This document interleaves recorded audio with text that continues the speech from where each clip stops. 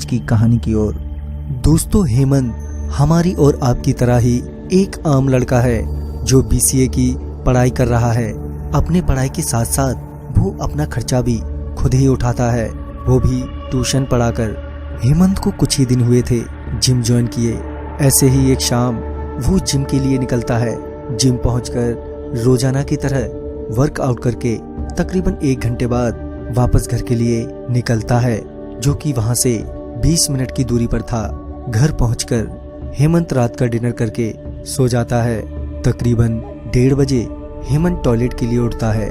जैसे ही हेमंत रूम का दरवाजा खोलता है, वह वहीं डरकर गिर जाता है, साथ ही बेहोश भी। जब हेमंत को होश आया तो वो अपने बिस्तर पर था। उसकी माँ उसी के सिरहाने लेटी हुई थी। हेमंत अपनी माँ को जगाते हुए बोला, माँ, मुझे बहुत डर लग रहा है। हेमंत की माँ हेमंत को गले लगाते हुए पूछती है, क्या बात है, तू रात को बेहोश कैसे हो गया था? फिर हेमंत ने बताया कि दरअसल जब उसने टॉयलेट जाने के लिए दरवाजा खोला तो देखा कि एक छोटी बच्ची सीढ़ियों पर बैठी है और वो अपना हाथ मेरी ओर बढ़ाते हुए कुछ मांग रही थी कि तभी वो बच्ची मेरे एकदम से करीब आ गई, जिसकी वजह से मैं बेहद घबरा गया और उसी समय डर से बेहोश हो गया। हेमंत आगे बताते हुए कहता है कि मुझे ऐसा लग रहा है कि वो बच्ची अभी भी मेरे आसपास ही है। माँ, मुझे बहुत ही डर लग रहा है, तुम मुझे छोड़कर मत जाना।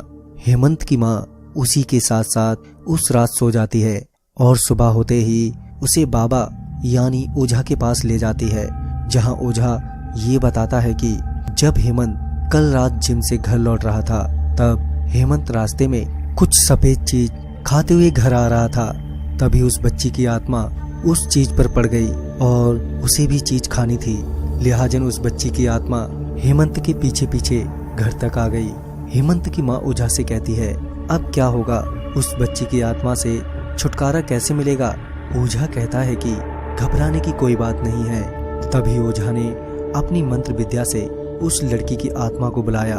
आत्मा से पूछा कि तुम क्या चाहती हो और तुम यहाँ क्यों आई हो? आत्मा ने कहा कि हेमंत भैया रास्ते में जो चीज खाते आ रहे थे वो चीज मुझे भी खानी थी, लेकिन इन्होंने मुझे नहीं दी। वो चीज खाने के लिए मैं इनके पीछे पीछे आ गई। बाबा ने आगे पूछा कि तुम हेमंत का पीछा कैसे छोड़ोगी? आत्मा ने कहा कि अगर आप मुझे वो चीज खाने के लिए दे दोगे तो मैं यहाँ से वापस चली जाऊंगी।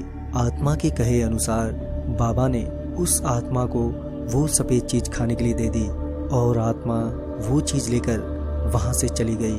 कि तभी बाबा ने हेमंत की रक्षा के लिए उसके हाथ में एक धागा बांध दिया और समझाते हुए कहा कि रास्ते में कभी भी दूध से बनी हुई कोई भी चीज मत खाना, क्योंकि प्रेत ऐसी चीजों पर जल्दी ही आकर्षित हो जाते हैं। तो दोस्तों, इस वीडियो में बस इतना ही।